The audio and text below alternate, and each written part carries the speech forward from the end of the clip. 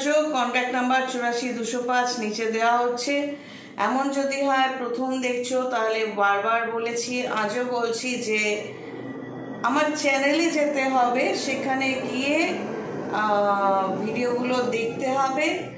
তো কিভাবে আমার চ্যানেলে যাবে? আমার এই ভিডিওটার নিচে কন্যাশ্রী আচার্য লেখা আছে, কে লোগোটা আছে, ওখানে ক্লিক করলে আমার চ্যানেলে যাচ্ছ। সেখানে গিয়ে ওপরে ভিডিও অপশানটা ক্লিক করবে, তাহলে দেখবে সিস্টেমেটিক্যালি সমস্ত ভিডিওগুলো আমার তুমি দেখতে পাচ্ছ পরপর। তো সেখানে অন্য কারো ভিডিও কিন্তু থাকবে না। তো এইভাবে কেন বলছি, আরেকটা অপশান আছে, ফেসবুকে গিয়ে যদি ফলো করো সেখানেও তুমি দেখবে পরপর সমস্ত ভিডিও লিঙ্ক দেওয়া আছে, যে লিঙ্কে ক্লিক করলে তুমি ডিরেক্ট ইউটিউবে গিয়ে দেখতে পাবে। আর আমি একটা কাজ সবসময় করার চেষ্টা করি, সেটা হলো সাবজেক্টগুলো চেষ্টা করি ওপরে লিখে দিতে। তোমার যে সাবজেক্টটা পছন্দ সেটা তুমি দেখতে পারো। তবে আমি আবারও বলবো, জ্যোতিষী তান্ত্রিকের পেছনে অনেকেই ছোট, কিন্তু বেসিক জায়গাটা জেনে যদি ছোট, তাহলে কিন্তু ঠকতে হবে না। বেসিক জায়গাটা বলতে কি, এই 12টা ঘর বলতে এক্স্যাক্টলি কি বোঝায়, লগ্ন কি, রাশি কি, দশা থেকে মহাদশা থেকে প্রাণদশা পর্যন্ত কি, এইগুলো তুমি সার্চ করলে আমার কোনো না কোনো ভিডিওতে পেয়ে যাবে। আমি ইচ্ছে করে এগুলো বোঝানোর চেষ্টা করি বারবার, যে পরিষ্কারভাবে বুঝিয়ে দিয়েছি যে তুমি একটা ছক বানাতে গেলে সেখানে লগ্ন রাশি বলতে কি বোঝায় এবং দশা এক্সেট্রা কি, তাহলে কি হবে, তোমার একটা আইডিয়া থাকবে। যে ধরো জ্যোতিষী তোমায় বলছে অমুক হাউস, এই হাউস, হাউস বলতে এখানে 12টা ঘরের কথাই বলা হচ্ছে, এবং নর্মালি কোন কোন হাউসগুলো নেগেটিভ রেজাল্ট দেয় সেগুলো নিয়েও আলোচনা করেছি। তার জন্য কিছু ভিডিও দেখতে হবে। জ্যোতিষী শুনলে বা বুঝলেই যে সব জ্যোতিষীকে তুমি এক ক্যাটাগরিতে ফেলে দিলে, সেটা তোমার নির্বুদ্ধিতা। কেউ কেউ থাকে টিকা পরে বসে গেল, কোনো নলেজ নেই, সে কি করতে বসেছে সেটা বলাই বাহুল্য। আর কিছু থাকে যারা শিখেছে এবং সেটাকে পারফর্ম করছে বছর বছর ধরে। তো যাই হোক, আজকের সাবজেক্টটায় চলে আসি। সেটা হলো, এবার ব্যাকে গিয়ে কিছু তো ডিটেলস বলতেই হবে, কারণ এই ছকটা বোঝাতে গেলে যেগুলো দরকার আছে, সেটা হলো যে date of birth, place of birth, time of birth দিয়ে যখন ছকটা আমি বানাচ্ছি, তখন এখানে লগ্ন এবং রাশিটা জ্যোতিষী হিসেবে আমাকে ফার্স্ট বার করতে হচ্ছে। জ্যোতিষী হিসেবে লগ্ন এবং রাশি, লগ্নটা কেন দরকার, তুমি মাথা থেকে পা পর্যন্ত এক্স্যাক্টলি কীরকম মানে হয়েছো বা ভবিষ্যতে হবে, তো সেটা তোমার লগ্ন থেকে পাওয়া যাবে। ওই জন্য লগ্ন বলতে এই 12টা ঘরের মধ্যে লগ্ন বলতে যেটা বোঝায় সেইটা আমি বার করব। রাশি বলতে কোন ঘরে তোমার চন্দ্রটা অবস্থান করছে সেটা বের করব। তাতে কি হবে, তোমার মনের যে স্ট্যাটাসটা, তোমার মানসিকতা কীরকম সেটা আমি বুঝতে পারবো, এবং তোমার মাথা থেকে পা পর্যন্ত কীরকম সেটা বুঝতে পারবো, এবং তোমার গ্রহ নক্ষত্রের যে পজিশনগুলো সেগুলো আমি প্লেস করার পর ক্যালকুলেশন করে বুঝতে পারবো যে কোন গ্রহটা তোমার জন্য ভালো, কোন গ্রহটা তোমার জন্য খারাপ। তো জ্যোতিষীর সাথে কনসালটেশন দরকার এই জন্য আছে যে এটা হয় তোমাকে জ্যোতিষটা প্রপারলি শিখতে হবে, অথবা যে জ্যোতিষী তার সাথে অরিজিনাল জ্যোতিষী তার সাথে তোমার ডিরেক্ট কথা বলতে হবে, কনসাল্ট করতে হবে। ওই একটা কথায় ধরো অনেকে আছে জিজ্ঞেস করলো, আমার এই একটা কোশ্চেনের অ্যান্সার দিন না। তোমার ওই একটা কোশ্চেনের অ্যান্সার দিতে গেলে আমাকে এই টোটাল ঘরের পজিশনগুলো, লগ্ন রাশি গ্রহ নক্ষত্রের পজিশনগুলো বের করতে হবে। তার জন্য আমার অনেকটা সময় লাগবে। তারপরে দশা অন্তর্দশা বের করতে হবে, তারপরে তোমার ওই একটা কোশ্চেনের অ্যান্সার আমি দিতে পারবো। তাই যারা এরকম বলো, যারা উত্তর দেয় তাদের কাছে জিজ্ঞেস করে নাও, অন্তত আমাকে জিজ্ঞেস করো না, কারণ এরকম প্রশ্নের উত্তর আমি দিইনি, দেবও না, উত্তরই দেব না। আমি তো বারবার আমার ভিডিওতে বোঝাচ্ছি, আমার যে চ্যানেলটা সেটা কিন্তু কোনো পেইড নয়।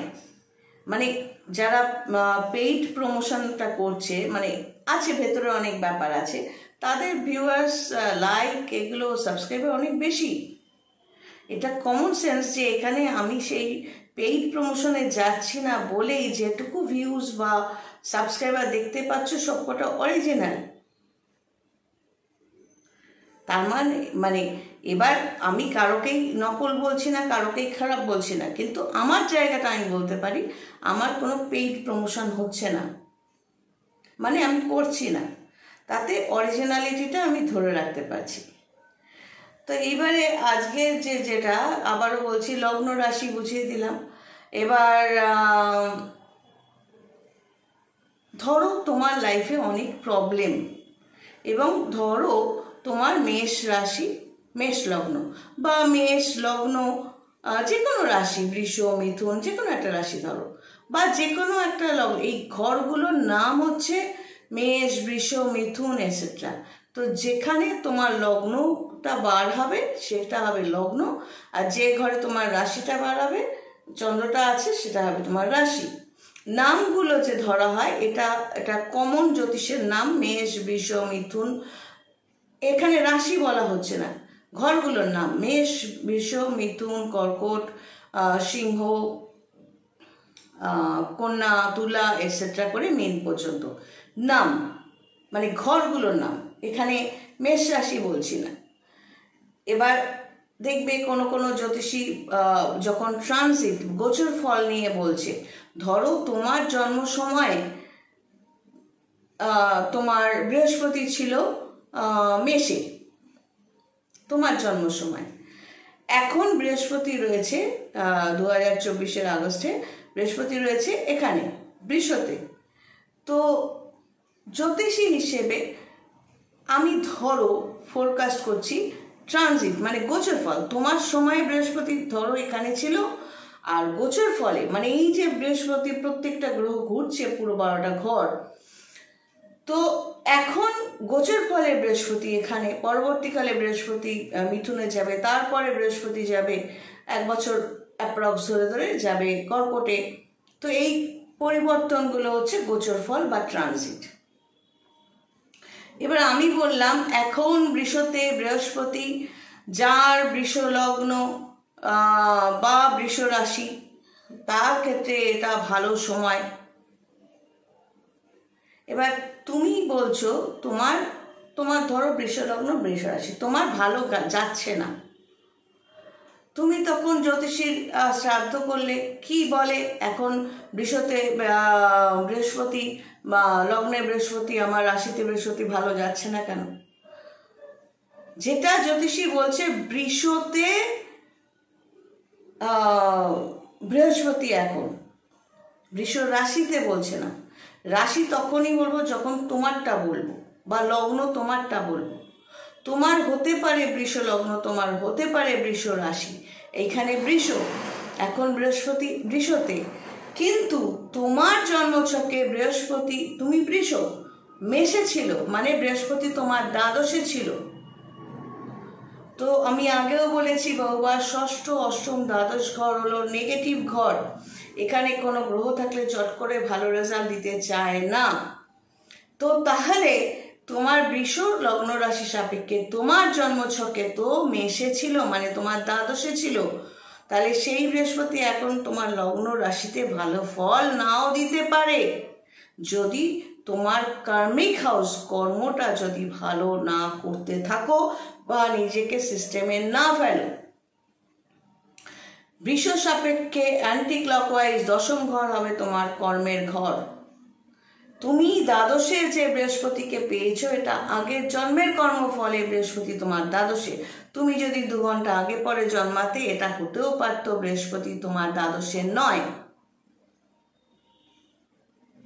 তো তুমি 2 ঘন্টা আগে পরে কেন জন্মাওনি? তোমারই কর্মফলে তুমি জন্মাওনি।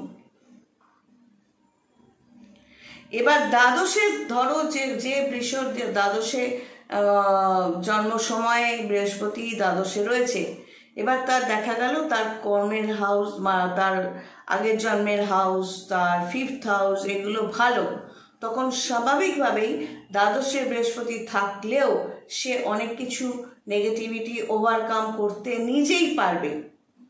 আর যদি কোনো তান্ত্রিকের নিয়ম মেনে পজিটিভলি নিজের কর্মটাকে ড্রাইভ করে, সে আরো ভালো পারবে। বৃহস্পতি দ্বাদশের থেকে নেগেটিভিটি দেওয়া সত্ত্বেও সে পারবে। এই হলো জ্যোতিষের মারপ্যাচ। অ্যাকচুয়ালি এটা একটা শেখার সাবজেক্ট। আমাদের দেশে